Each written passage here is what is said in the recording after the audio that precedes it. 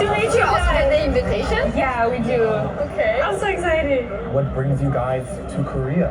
I came here for studies, and I really like the vibe, like the food, and even the alcohol. Like this used to be my favorite wine. Yes, for sure. I came here to teach, and so I've just been here for a few years. And you know, when I came to Korea, everyone said, "Oh, you have to try soju." Me, honestly,